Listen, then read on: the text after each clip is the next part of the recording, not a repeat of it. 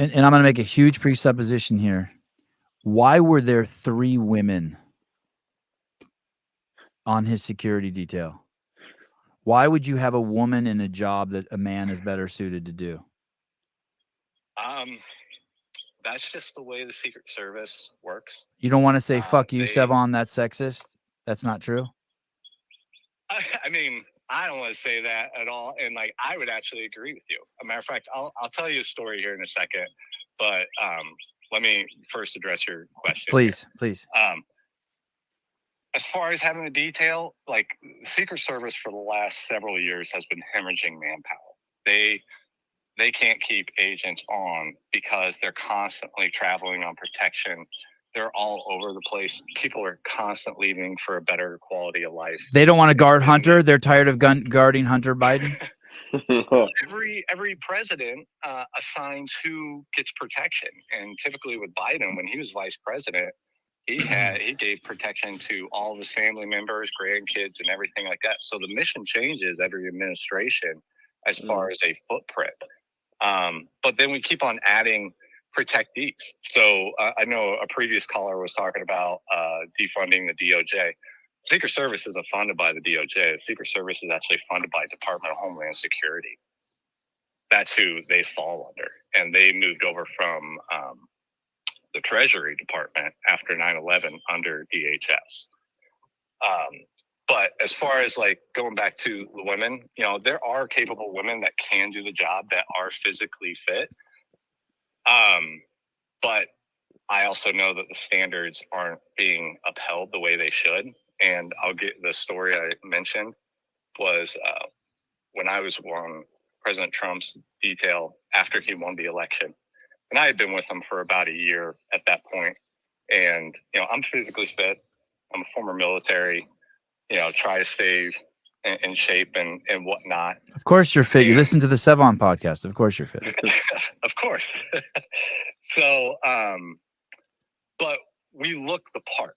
And when I go out there, like, I mean, I don't know if this is your personal number. I can actually send you photos of me on the detail and everything. I look pissed. I look like I'm going to fuck you up if you try to step over that line. Like, test me. Like, that's the look that you want to present. Right. And after he won, and then the presidential detail took over protection for him as the new elected president, the campaign detail was kind of being pushed aside. And I remember seeing a presidential protection detail agent that was assigned to him. And Trump looks at her, looks at the other guy who's we call it PPD agent, and he's a little overweight. And he looks around and he goes, "Why are all these fat people around me?" He's like, "You want people that look big," and slaps my shoulder and goes, he's like, "I want people to know that if they mess with me, they're getting it." Yeah.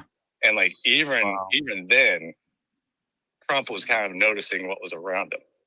Not saying that, you know, everyone, you know, is a stellar of health or everything like that, or if they're a little out of shape, they can't do the job. But when the time comes that you got to act quick, those little factors matter. Like, if you can't run up the stairs fast enough, then that's a factor you need to address. If you can't, you know, carry your protectee down a flight of stairs or whatever, then that's a factor you need to address, because in the key moments, milliseconds matter. And that's what you train for. You don't train just, you know, look good or anything. So when the fight comes to you, that you've put that training in to be ready for that moment. So you're saying you can't just go in there and be like, I need, we have President Trump. I need 12 men who are 6'2" who can run a 6-minute mile. Like, they don't have, and you just pick them. Like, that's how I picture the Secret Service to be. You got like 100 dudes to pick from, and you just pick the dudes to work. It used to be like that when they had a lot of manpower, but since then they've been losing manpower, and it's kind of, you know, you get what you get, where you can go. They had a fat girl out there, dude, who couldn't holster her gun. Who couldn't holster her gun. Yeah. Was her belly in the way? I was watching it and going, "Oh, yeah, this is all standard." You know, it's sad. Like, I remember seeing agents that were extremely overweight, and there was nothing that would, you know, the management would do to address that and say, hey, you're overweight, you kind of got to look the part. But I will say that that's kind of a new development that's been happening over the years, because when George W. Bush was in office and manpower was a lot larger than what it is, I didn't know this when President Bush was in office, but he was a fast runner. He could run like the wind. So if you were going to be on his detail, you had to be able to run and keep up with him. Because if you could not keep up with him, he would tell the Secret Service, don't bring that person on my detail. But I don't know if that's changed because of the manpower issues that have happened or what. But it used to be like that. I really appreciate you calling in. Let me ask you another question. How many people, including Secret Service, sheriff, police, highway patrol, how many do you think were there total? Just like rough. I know we can't know for sure. You think 50? So it depends. So every site, there's an assessment of threat, assessment of attendance, an assessment of available manpower. I don't know how big the site is. So if the site was really large, that security footprint could be larger. If the attendance was lower, it would be significantly less. I can't make that assumption. If I had to make an average based off my experience of it on the campaign, I would say there was probably anywhere between 20 to 30 Secret Service agents, and then uniformed officers were probably around 10. I'm sorry, Secret Service uniformed officers. There was probably 10. And then you had the specialized units that was probably another 10. And then local law enforcement. And that's solely dependent on what they can provide.